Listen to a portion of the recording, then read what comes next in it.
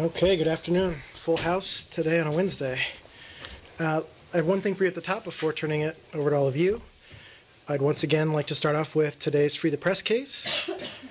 Mehmet Abdullah worked as an editor of the state-run China National Radio's Uyghur service. He was detained in July 2009 for allegedly instigating ethnic rioting in the Xinjiang Uyghur Autonomous Region via posts on the Uyghur language website Salkin. On April 1st, he was sentenced to life imprisonment. The exact charges against Abdullah were not disclosed, but Radio Free Asia reported on the sentence and cited a witness at the trial that stated that Abdullah was targeted for talking to international journalists in Beijing about the riots, as well as translating articles on the website. We call on the government of China to release Mehmet Jan Abdullah and all other journalists imprisoned for their work. Brad. Since you brought it up, Yep. There were some deaths in that province. Yep. Do you have any reaction to it? And do you agree with the Chinese position that this was terrorism, or do you think these were merely protesters who were then unfairly targeted? Well, Brad, we are deeply concerned by the reports of a violent confrontation in Xinjiang that left 21 people dead. We will continue to monitor the situation carefully. We regret the unfortunate acts of violence that led to these casualties, and will continue to encourage Chinese officials to take steps to reduce tensions and promote long-term stability in Xinjiang. And we urge the Chinese authorities to conduct a thorough and transparent investigation of this incident and to provide all Chinese citizens, including Uyghurs, the due process protections to which they're entitled, not only under China's constitutional laws, but under their international human rights commitments as well. And just on whether this was terrorism, as the Chinese claim, or were these just protesters who were? Where does the fault for this lie? Well, we're seeking more information. We're certainly concerned by and following closely this violence, but what we're calling for is a thorough and credible investigation so that more facts become available, so that the rest of the international community can hear more about what happened. Can U.S. diplomats enter that area? They can indeed. Actually, our ambassador was in the western province of Xinjiang, as is there right now, leading a trade delegation of energy, rail, and transportation companies. So I'm not sure that he was near the actual violence, but that is a province or an area that we're at times able to visit, and that the ambassador has in the past and is right now. The ambassador's effort is just related to trade, or is he bringing up the situation with Uyghurs, the human rights situation?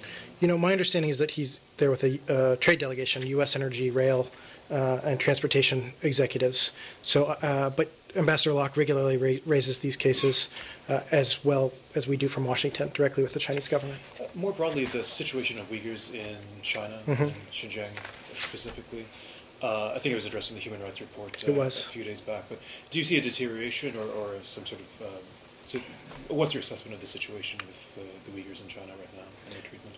Well, Sean, we're deeply concerned by ongoing reports of discrimination against and restrictions on Uyghurs and other Muslims in China. So we urge the Chinese government to cease policies that seek to restrict the practice of religious beliefs across China. But we've been particularly concerned about the Uyghurs and have stated so publicly in the past. Okay. Joe? Boston? Can we stay on China? Okay. Just Go ahead. real quick, the wife of Liu Xiaobao had a brief moment of fresh air today, yelling out of a car window that she's not free. What do you make of this, and have you been raising this issue with the Chinese about the treatment of his family? Thanks, Brad. We remain deeply concerned that Chinese authorities continue to hold Liu Xia, wife of Nobel laureate and imprisoned activist Liu Xiaobo, under unjustified and extra-legal house arrest. We've repeatedly raised our concerns about the imprisonment of Liu Xiaobo and the extra-legal house detention of his wife, actions which violate the United Nations Working Group on Arbitrary Detention, which they deemed a violation of international law. So we continue to urge the Chinese authorities not only to release Mr. Xiaobao, but also to allow his wife out of house arrest. So we think that should be done immediately, and that he and his wife should be provided the protections and freedoms to which they're entitled under China's constitution and legal system. And this court case, do you believe that these are trumped-up charges, the so-called real estate fraud, or do you respect the Chinese right to prosecute what they're calling possible fraud? Well, we're monitoring the trial very closely and urge the Chinese authorities to afford her the due process protections to which he is entitled under Chinese law and China's international human rights commitments. Excuse me. Okay. Okay. The Al-Waham TV, which is a Palestinian television station supported by USAID, US taxpayer money, the Israelis confiscated their equipment like a year and a half ago. They have now returned them. They're constantly and chronically confiscating their equipment, preventing them from conducting their business. If it's not the antenna, one time interfering in their transmission, it is something else. So are you raising this issue with the Israelis? Said, we did have some updated information on this a week or 10 days ago. I don't have it here with me today, but I'd be happy to get it to you after the briefing. We did have an update on that. Also, perhaps you could get updated on what the Palestinian Authority is doing, because they are also constantly harassing the Palestinian press, taking their license away, throwing them in prison for a day or two or three or a week. So, Saeed, let me check on the specific case and also the broader issue that you've raised. Okay. Joe, go ahead. Yeah. What can you tell us about the U.S. officials going down to, I believe, Dagestan directly to talk with the parents of the suspects? I really refer to the FBI in terms of Even on that, the investigation. It's just a factoid about a trip south. It's not. Well, I believe the embassy did confirm yesterday that some personnel are headed down there, but again, this is really in the context of the investigation, the FBI, so I really refer to them for more details. As you know, embassies are very large multi-agency missions sometimes, so I can't say one way or another whether they're visiting personnel from Washington or whether they're folks assigned directly to our legal attaché office in Moscow as part of the embassy. I'm just not sure. But and is there anything at all that you can tell us about the cooperation between the U.S.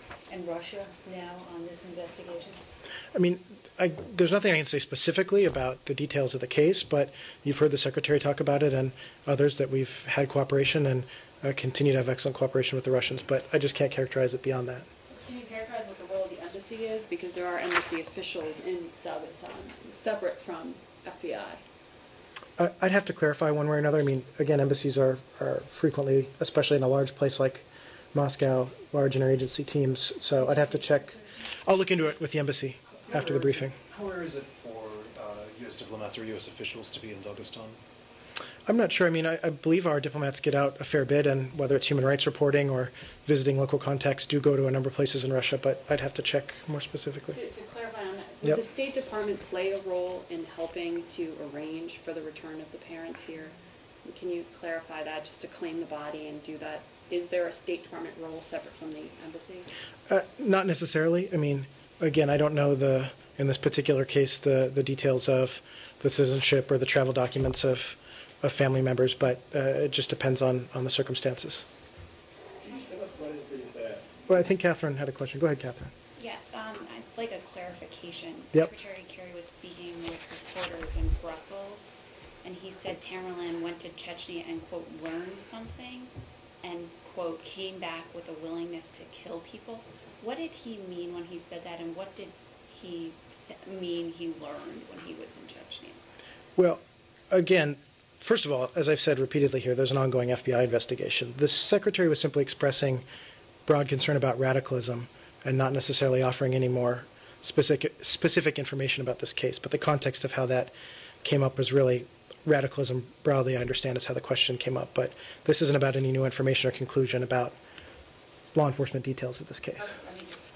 Because I want to be clear on this point.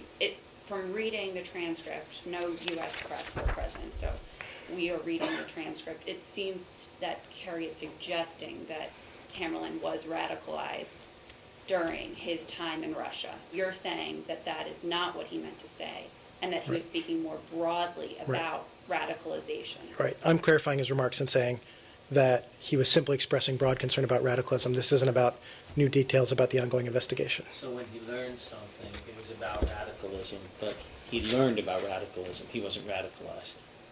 Again, that doesn't make too much sense to me. My understanding of this informal press availability is that there was a question broadly about terrorism and foreign fighters, and it was in that context that he was saying, that people can be radicalized by extremism. But this isn't about drawing any conclusions about this specific law enforcement investigation. So what did he learn? He learned something. Again, we're not getting into any more details about the... Right, but you put out a statement and the clarification doesn't clarify anything. So did he learn, was he radicalized in Russia? Again, I'm not in a position to say one way or another on that. I really refer to the law enforcement authorities investigating this. Patrick, does the United States have like a consulate in Dagestan or in Grozny? I don't think we have a consulate down there. So how do people, those who want to apply for visas and so on, or immigrate to the U.S., where do they go? Well, as we do in any place in the world, citizens of a country, if they're not near a capital, would have to go to the capital or the nearest U.S. consulate. I'm not aware which is the nearest embassy or consulate to that region. Okay. On Iraq, Michelle? any reaction to the clash that today between the Iraqi army and armed Sunni tribesmen that killed 28 people around the country? You know, I don't have an update from yesterday other than to say you heard us. Well, the only update is I believe that the Iraqi government has called for an investigation. So we do want a fair, transparent, timely, and investigation that has broad participation. But, you know, we were very clear yesterday that we condemn this violence and that we want the Iraqi people and their leaders to work through constitutional processes and their institutions to find concrete solutions. So I guess the update from yesterday is that they've called for an investigation. We welcome that, but we want it to be fair and transparent. Are you concerned that the country could be headed toward a new round of sectarian violence? You know, we have been concerned, and we've long expressed our concerns that there is a risk for sectarian conflict, but given Iraq's history, but that we're encouraging all leaders to move away from that, and that there's no place for sectarian conflict in a democratic state. And so, you know what our goal is. It's to help maintain with our Iraqi partners that they have a unified, democratic, stable, and secure Iraq. And we want them to work through their issues in the political sphere. And so, to the extent that there's this tension and violence, we'd much rather have the Iraqis sitting down and working through this in specific and concrete ways to work through their differences. Any communications with the Iraqi government in this regard? You know, officials from our embassy have been in contact with senior Iraqi leaders to help diffuse tensions, and that's really been done out of our embassy in Baghdad. Yep. There was no sectarian conflict until the U.S. invasion of 2003. And on this very point, are you leading any kind of reconciliation effort? And if not, why not? As I think I already answered this, Saeed, that we're very clear that we're against the sectarian conflict, we're against sectarian violence, and we stand ready to help our Iraqi partners work through these things in the political sphere. Margaret.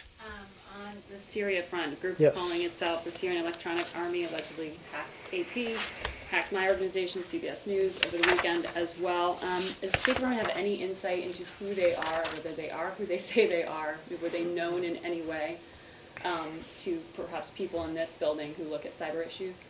You know, we've seen reports of their claim of responsibility. We strongly condemn this activity. As you mentioned, AP, your news organization, and others. We understand that AP did quickly regain control of its Twitter feed after discovering the hack yesterday. But other than these reports of claim of responsibility, I don't have more information about this particular group one way or another. So it's not clearly tied to the Syrian government from the State Department's view at this point? Again, I don't have any information to clarify it one way or another, but I will check in with our experts to see if we have anything more to say about their potential ties or who we think they are. But someone here is looking at that? I'd be happy to check with our Oh, experts. thank you. Okay. Are you worried about cyber hacking from Syria? I mean, we've talked about it a lot with regards to China. Is this a growing concern coming from this part of the world? I mean, we have seen some specific instances during this conflict of various cyber hacking and institutions, but I'd have to check in and see if we have any broader conclusions. The Russians are saying that as a result of the Lavrov-Kerry meeting, there's been a narrowing of the gap on Syria, on position of Syria, especially with reference to the Geneva points of June 30th of last year. Do you concur? Well, I hadn't seen a specific Russia readout from their perspective. Syria was certainly a topic that the Secretary addressed at length. He's en route back here to Washington from that meeting, but I don't have a specific readout other than it was one of the key issues they discussed, including in the one-on-one format for an extensive period of time. Has there been anything new on the Israeli assertion that there has been use of chemical weapons by the Syrian military? Saeed, I don't have anything new for you from what I said yesterday. Have there been further conversations? The Secretary spoke with Prime Minister Netanyahu, but since then, have there been further conversations by the Secretary or others with the Israelis regarding the chemical weapon allegation? Well, we're in very close consultation with the Israelis, with the British, with the French, with other interested parties, and we said that that cooperation would be intensive and ongoing to get to the bottom of what may have happened in Syria. Well, they seem to have gotten to the bottom of it. So what are you exactly cooperating on? Well, I'll refer you to them for their conclusions, but we're consulting and continuing to look at the body of evidence. Right, but no, you're saying that you're cooperating with them to get to the bottom of it, but they've made conclusions. So what, are you telling them to take back their conclusions, or are you trying to learn why you should make the same conclusion? Well, I'd refer you to those other parties for their description of what they've concluded. We know what they've concluded. It was pretty clear. Look, we're working. I want to know what you're actually talking to them about, if they've actually made this conclusion, and you say we're working with them about, you know, an ongoing process of trying to figure out what happened. They figured it out, so I don't quite understand what the conversation's about. Well, we think that, given the conflict in Syria, that it's very difficult and challenging to make a final conclusion on this, and we have not made a conclusion. So that's our position. I refer you to the other parties for their opinion. Anne, go ahead. Can you just describe generally, institutionally, who and where in the State Department is following up on this? At which bureau? Do you have people forward at embassies? How is that process of figuring out whether what the Israelis say happened going to go from for you? Well, there are a number of different channels of communication. Obviously, I can't get into intelligence sharing, but in terms of this building, we have a number of bureaus who focus on the issue, including our arms control experts, including our Bureau of Near Eastern Affairs. So we have both technical experts and regional experts here in the State Department who work on these accounts and follow them very closely. And of course, as you know, we have teams here at the State Department looking very carefully at the day after in Syria and looking carefully at a variety of scenarios. So we do have experts who are looking at this very closely, Anne. Will you be able to make those determinations, though, if you can't actually get on the ground to do, soil testing and all of that? Well, we're looking for all sources of credible information. Certainly the UN investigation would be one way to do that, and it's something we've supported, but we're looking at all avenues of evidence to continue to look at it. Okay. Michelle? Yeah. How do you view the role that Qatar is playing in arming the opposition in Syria? Again, we've talked about this, that each country has made their own decision, but we're working closely together so that the sum of all of our efforts really helps the opposition. You know that the Qataris were here yesterday meeting at the White House. I refer you to the White House for the details of those meetings with the President and the Vice President, but certainly Syria was a topic of discussion. AP has quoted an opposition commander in Damascus suburb saying that Qatar is working to establish an Islamic State in Syria since it's directing its aids to rebels with a more Islamist ideology. What do you think about this statement? Well, again, I can't comment one way or another on each individual partner, but what we say to all of our partners in terms of assisting the Syrians is that we want to make sure that we're all working together to support the moderate opposition that's looking for the type of inclusive Syria that the Syrian opposition themselves want.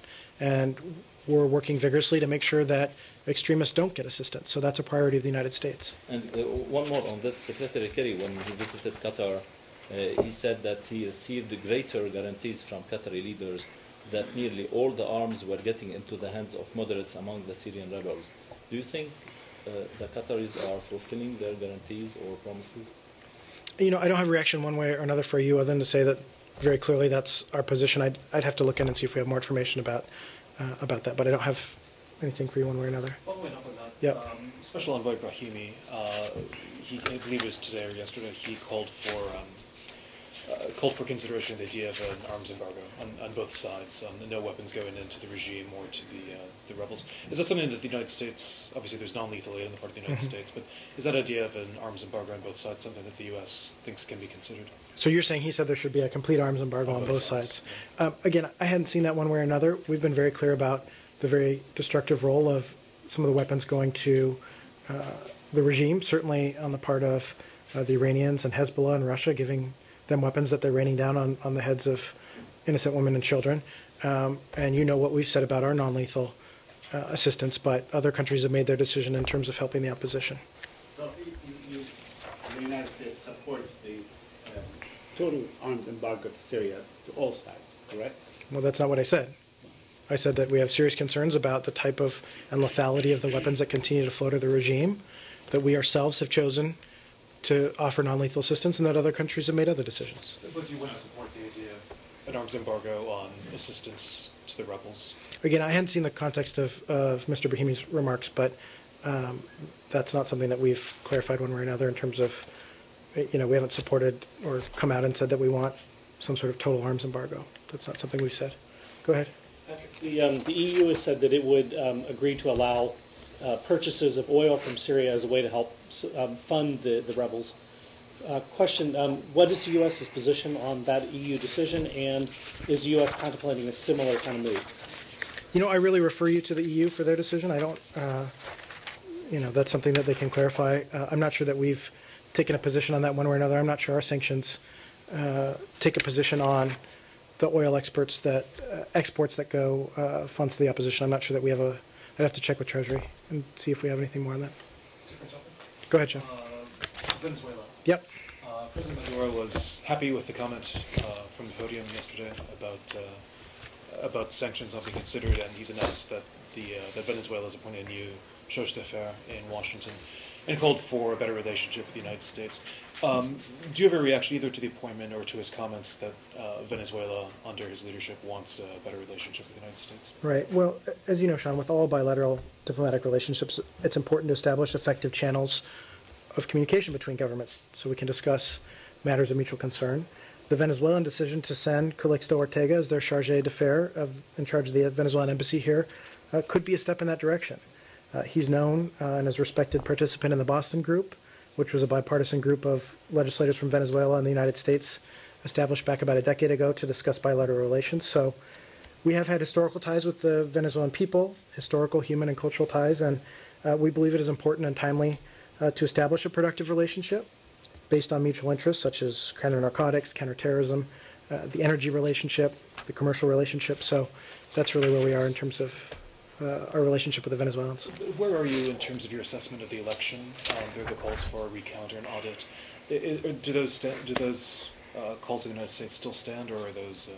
We do continue to believe that the ongoing CNE recount and a thorough review of alleged voting irregularities is important and essential to ensure that the Venezuelan people feel that their democratic aspirations are being met and that they have greater confidence in the election outcome.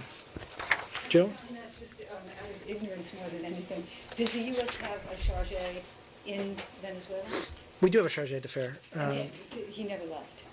My understanding, I think we may have a different charge d'affaires now, but let me check on that. It's been staffed, in other words. We've consistently staffed the charge d'affaires position, but I'd have to check for you on who he or she is at this moment. Yeah. Can you say Latin America? Sure, go ahead.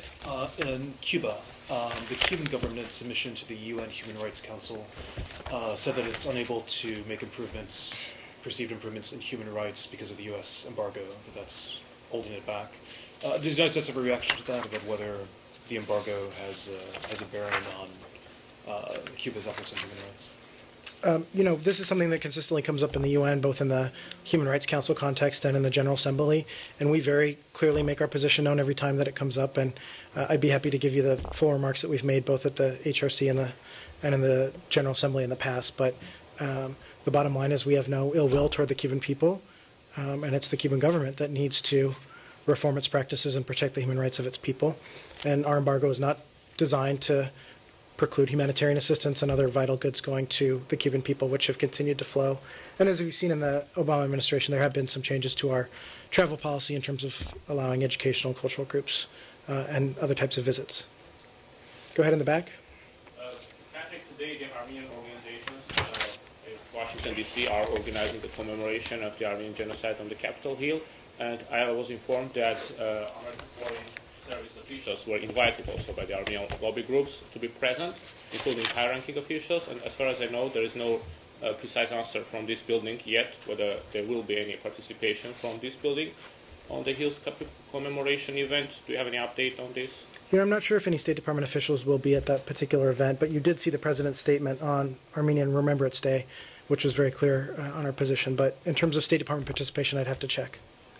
During the former Democratic administration, during Bill Clinton, the State Department officials were actually present at the Armenian commemorations, and then during the following administration of George Bush Jr., it stopped. Do you have any directives now from maybe White House to be present or not to be present at the Armenian events? Again, I'd have to check on that. Lalit? How do you see the flaring of tension between India and China on the border issues in Ladakh after Chinese incursions inside the Indian territory?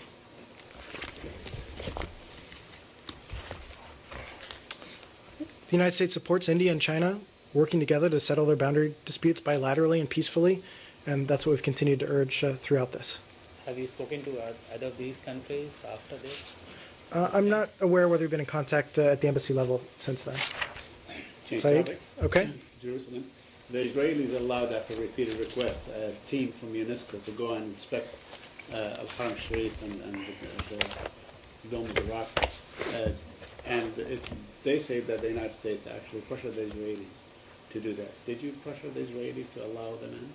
Well, just to say that we're pleased that Israel, Jordan, and the Palestinians were able to reach an agreement that advances cultural preservation efforts and avoids divisive anti-Israel votes at UNESCO. We strongly support this return to consensus-based decisions, and we note that the agreement resulted from concerted efforts by the parties, Russia, Arab delegations, and the United States to broker an agreement. So we hope to build on these efforts to promote cultural preservation and to create an environment conducive to furthering Middle East peace. Thank you. Brian, go ahead. I have a question on Keystone. Okay. Is there any reaction to the EPA's decision that the State Department review was insufficient? Just to say that the State Department we've always indicated that in preparing a final supplemental environmental impact study, SEIS, that we would conduct additional analysis and incorporate public comments received on the draft SEIS. So we look forward to continuing to work with the Environmental Protection Agency on the issues described in its letter commenting on the Keystone draft SEIS. And just in terms of process, the next step, once the department issues the final SEIS, we'll obtain the views of federal agencies as well as the public regarding whether the issuance of a presidential permit for Keystone XL pipeline would serve the national interest. Would you disagree that it's insufficient? Well, again, we'll take into account their views as we work to make the draft SEIS into its final format. And there'll be another opportunity also during the interagency process where there's a national interest determination where other agencies can express their views as well. Might you have any reaction to House Republican legislation that would take the decision on building the pipeline out of the hands of state and the EPA? The bottom line is that we continue to review the Keystone XL pipeline in a transparent, rigorous, and efficient manner. And so we'll continue to do that. Okay, go ahead. I was wondering if the State Department had any reaction to the report by a number of House Republican chairmen on the Benghazi attack, which was a bit critical of the role of former Secretary Clinton. Right.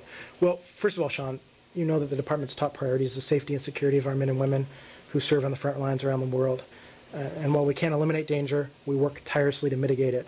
And as Secretary Kerry stated last week, we cannot and we will not retreat from engaging on the front lines of diplomacy. As you know, we've had extensive and unprecedented cooperation with the Congress on this issue. The department has exhibited an unprecedented level of transparency throughout the process. We've made the unclassified ARB report available to the public, the entire classified report available to the Congress, and we remain committed to working with Congress in a constructive manner as we move forward and continue to implement the recommendations of the report. So there's been 8 hearings, there have been 20 briefings, and as the House itself noted the House Republicans noted in this report, there have been 25,000 pages of documentation, which we've handed over to them in response to their requests. So we're very determined to continue to cooperate, and we've been clear that we've had unprecedented cooperation to date. So you welcome the report by the House Republicans? Well, I didn't say that. What I said is we've had unprecedented cooperation. Some of the specific allegations in there or requests for more information have been asked and answered in a number of these sessions. So there are points in this report where they're asking or seeking more information. We've provided all of this information. We've continued to be transparent. And the Secretary, when he was testifying on this last week, was clear that we'll continue to provide... Do you reject or accept the top-line conclusions from the report? They are not consistent with what we believe in terms of our transparency and the work that we've done. So we don't agree with their conclusions. Thank you. Okay.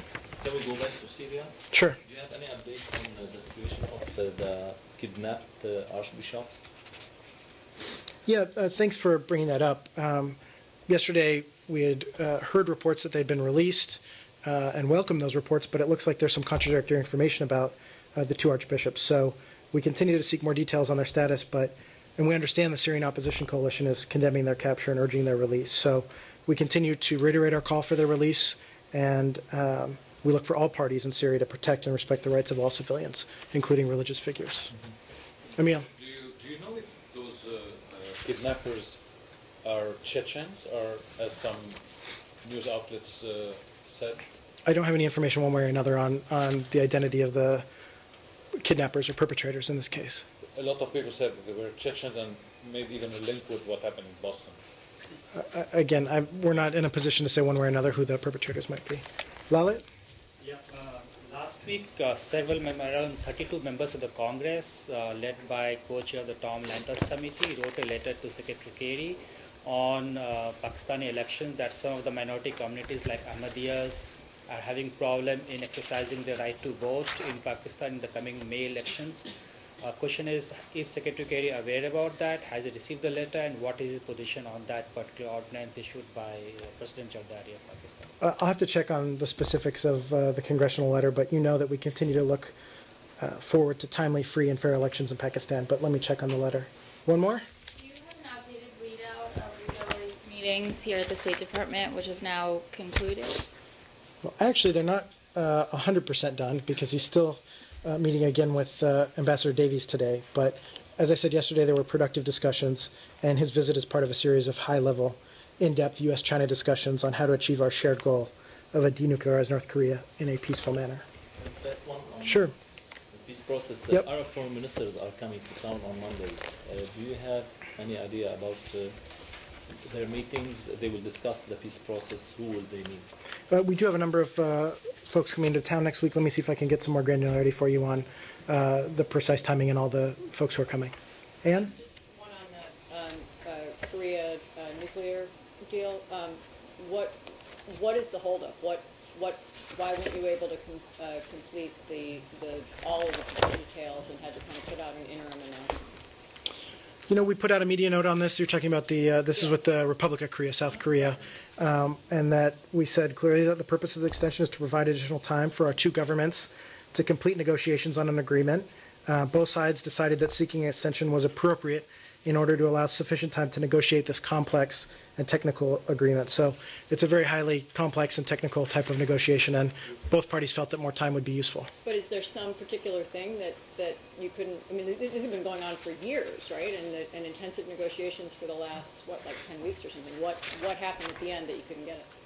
You know, I don't think it hinges on one thing or another, other than these are very technical talks, and both parties felt that we needed more time. Well, the issue of food processing, is that something that the U.S. continues to oppose? I mean, this is an update that would be valid for many years going forward, so I think all the details are being looked at carefully. Okay? Thank you.